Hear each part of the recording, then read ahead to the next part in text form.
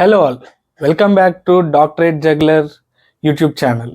So ఈ వీడియోలో మనం ఎంబీడీ ఇంటర్వ్యూలో చాలా ఇంపార్టెంట్ అయిన ఒక క్వశ్చన్ గురించి మాట్లాడుకుందాం. అదేంటో కాదు, ర్యాంప్ సిగ్నల్ని ఇంటిగ్రేటర్ బ్లాక్ ఇస్తే అవుట్పుట్ ఏమొస్తుంది.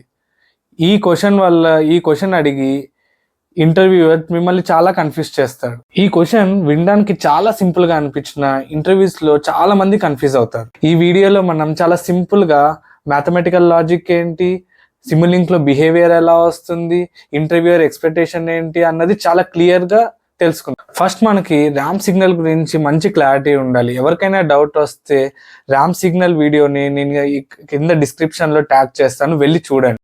ర్యాంప్ సిగ్నల్ అంటే టైంకి ప్రపోర్షనల్గా ఇంక్రీజ్ అయ్యే సిగ్నల్. సింపుల్గా మ్యాథమెటికల్ ఫార్ములేషన్ ఏంటంటే ramp equals to R of T equals to K into T. So integrator అంటే ఏంటంటే ఏరియా అండర్ ద కర్వ్, అంటే ఒక ఇన్పుట్ సిగ్నల్ని టైం ఓవర్ యాడ్ చేస్తూ ఉంటుంది. అంటే integrator equals to integration of input signal into DT. So ఇక్కడ మనం మెయిన్ క్వశ్చన్కి వస్తే, ర్యాంప్ సిగ్నల్ని ఇంటిగ్రేటర్ బ్లాక్ ఇస్తే అవుట్పుట్ ఏమొస్తుంది అని ఇంటర్వ్యూయర్ అడుగుతాడు. సో చాలా మంది ఇక్కడ కన్ఫ్యూజ్ అయ్యి ర్యాంప్ సిగ్నలే వస్తుంది అంటారు. సో అది రాంగ్ ఆన్సర్. ఎందుకు రాంగ్ అంటే, ఇప్పుడు మనం మ్యాథమెటికల్ ఎక్స్ప్లెనేషన్ చూద్దాం. మీకు పైన స్క్రీన్ మీద నేను చెప్పే మ్యాథమెటికల్ ఈక్వేషన్స్ అన్ని మీకు పైన స్క్రీన్ మీద వస్తుంది, అబ్జర్వ్ చేయండి. సో ఫస్ట్ ర్యాంప్ ఈక్వేషన్ తీసుకుంటే, ramp equals to R of T equals to K into T. So ఇప్పుడు ఈ పర్టికులర్ సిగ్నల్ని ఇంటిగ్రేట్ చేయాలి. సో ఇంటిగ్రేట్ చేస్తే ఏమొస్తుంది అంటే, integration of K into T DT equals to ఏమవుతుంది, k/2 of T square. So ramp సిగ్నల్ని, సో ఈ ఈక్వేషన్ మీనింగ్ ఏంటంటే, సో ర్యాంప్ సిగ్నల్ని ఇంటిగ్రేట్ చేస్తే అవుట్పుట్ టీ స్క్వేర్ టర్మ్ వస్తుంది. అంటే సింపుల్గా ఇది లీనియర్ కాదు, క్వాడ్రాటిక్ అని చెప్పి, లేదా క్వాడ్రాటిక్ ఫంక్షన్ అని చెప్పి. సో దీని షేప్ ఏంటంటే పారాబోలిక్ షేప్ వస్తుంది సింపుల్గా. సో ఇప్పుడు ఈ బిహేవియర్ని మనం సిమ్యులింక్ స్క్రీన్లో చూద్దాం. సో మీకు సిమ్యులింక్ స్క్రీన్ నేను ఇక్కడ చూపిస్తున్నాను, చూడండి. సో ఈ డెమోని మనం చూడడానికి సింపుల్గా సిమ్యులింక్ స్క్రీన్లో ఒక ర్యాంప్ సిగ్నల్ బ్లాక్ని తీసుకోండి, ప్లస్ ఒక ఇంటిగ్రేటర్ బ్లాక్ని తీసుకోండి, అండ్ సిగ్నల్ బిహేవియర్ని అబ్జర్వ్ చేయడానికి ఒక స్కోప్ని తీసుకోండి.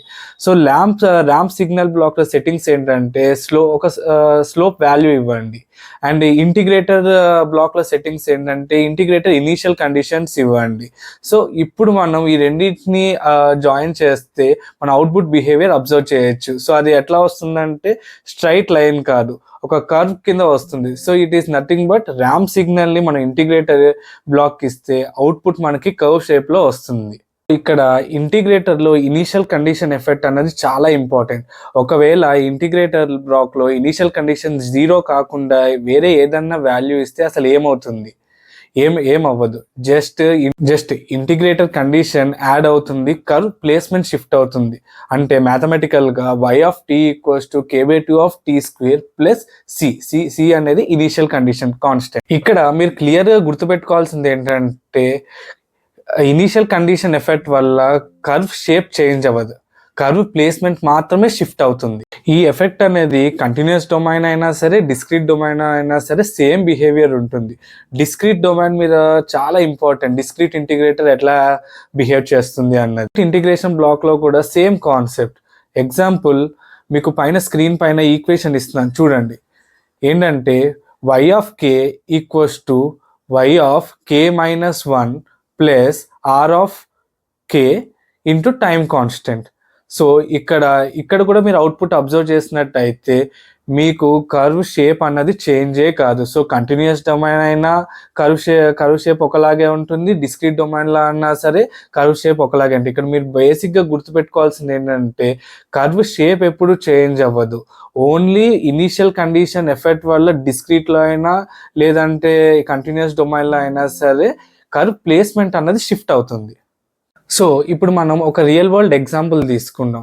ఫర్ అన్ ఎగ్జాంపుల్, వెహికల్ యాక్సలరేషన్ని మనం ఒక ర్యాంప్ సిగ్నల్గా తీసుకుందాం. సో ఇప్పుడు యాక్సలరేషన్ని వెలాసిటీ కింద మార్చాలి అంటే ఏం చేస్తాం, సింపుల్గా ఇంటిగ్రేట్ చేస్తాం. అంటే ఒక ramp signal that is equals to యాక్సలరేషన్ని మనం సింపుల్గా ఇంటిగ్రేట్ చేస్తే వెలాసిటీ వస్తుంది, అంటే టీ స్క్వేర్ టర్మ్ వస్తుంది. సో పారాబోలిక్ ఎప్పుడు కూడా వెలాసిటీ అన్నది పారాబోలిక్ కర్వ్లో ఉంటుంది. సో ఇప్పుడు ఈ వెలాసిటీని యూస్ చేసి పొజిషన్ ఆఫ్ ఎ వెహికల్ని కనుక్కోవాలంటే ఏం చేస్తాం, మళ్ళీ ఇంకొకసారి వెలాసిటీని ఇంటిగ్రేట్ చేస్తాం. సో వెలాసిటీని మళ్ళీ ఇంటిగ్రేట్ చేస్తే మనకి ఏమొస్తుందంటే ఇప్పుడు పొజిషన్ ఆఫ్ ఎ వెహికల్ వస్తుంది. సో సింపుల్గా ఇప్పుడు కూడా పారాబోలిక్ క్యూబ్ కర్వ్ వస్తుంది, అంటే ఇక్కడ టీ క్యూబ్ అనే టర్మ్ వస్తుంది. సో మీకు ఎక్స్ప్లెనేషన్ మొత్తం ఇక్కడ స్క్రీన్ పైన మ్యాథమెటికల్గా నేను ఒక స్నిప్పెట్ వేస్తున్నాను, చూడండి.